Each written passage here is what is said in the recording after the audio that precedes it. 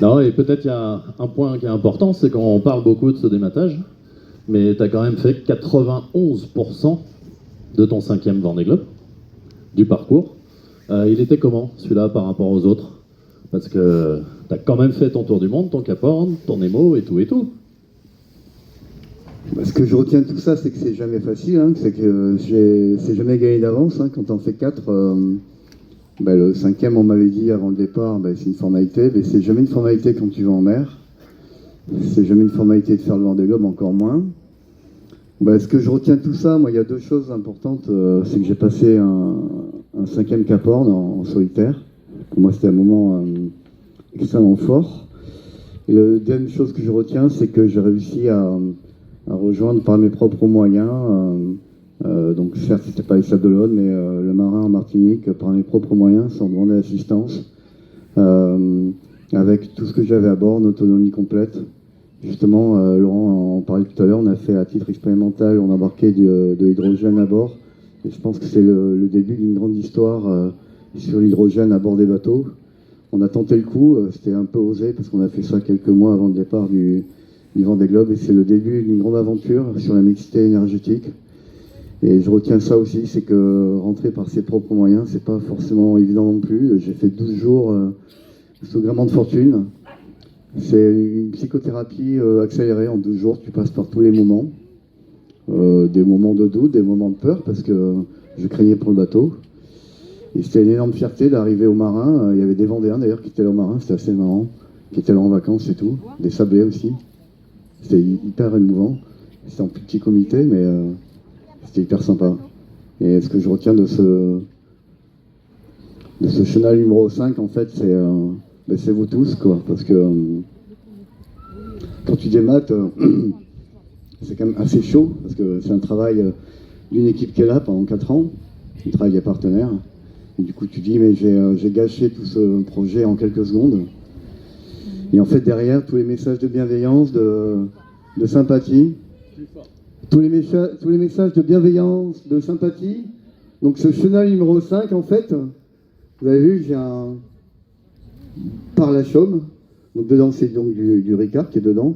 Donc celui-là, ce chenal numéro 5, en fait, il est à vous, en fait. C'est vous qui le méritez. Tout ce public qui est là pour toutes les arrivées, du premier au dernier, et même de l'improbable que je suis, sûrement arrivé sans quille, sans main. Donc merci, grand merci. Et ce que je retiens de ce Vendée Globe, c'est ça, cette bienveillance, cette solidarité dont on aurait besoin plus souvent au quotidien. Et je pense que vous le méritez, et on le mérite tous ensemble, parce que cette fête, ce dimanche matin, est improbable, un peu comme ma vie au final. Ce chenal de ce matin, il ressemble à ma vie en fait. C'est improbable. Effectivement. Et comme là on boucle la boucle et qu'on n'y reviendra plus, on voulait nous quand même poser une question sur cette course, parce qu'il y a un petit passage qui nous a manqué, nous, dans le récit de la course. C'est parti pleine balle. Tu t'es retrouvé en tête du 2e groupe en attaquant l'océan Indien. Et d'un seul coup, on s'est tous inquiétés à terre parce qu'on t'a vu reculer doucement au classement, sans qu'on comprenne pourquoi et sans qu'on explique au public pourquoi. Et le public qui est là, je pense, se pose encore cette question. Nous, on l'a su, mais toi, tu voulais pas trop le dire. Tu as été malade d'abord.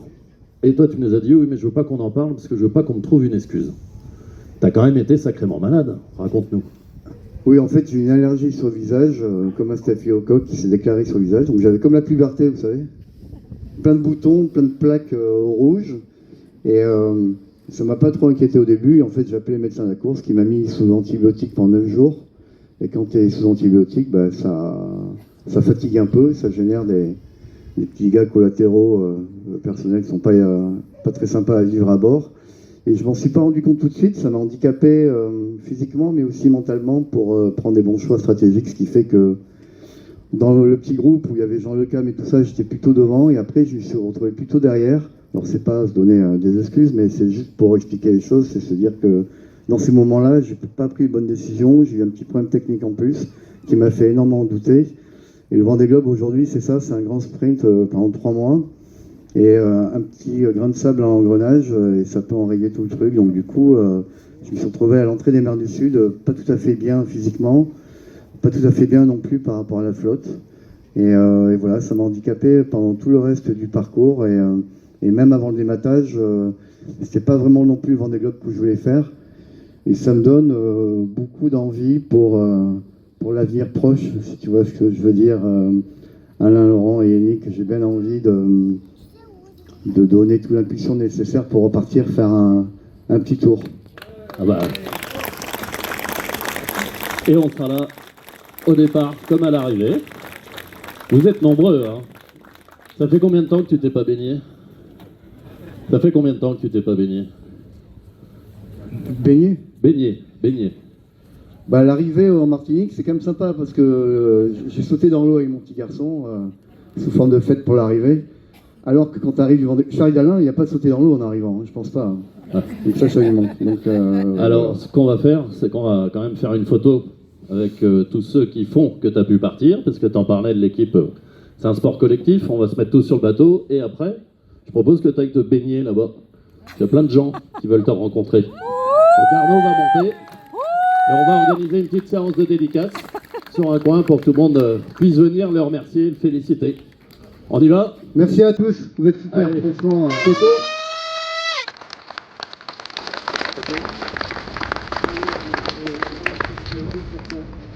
Et Laurent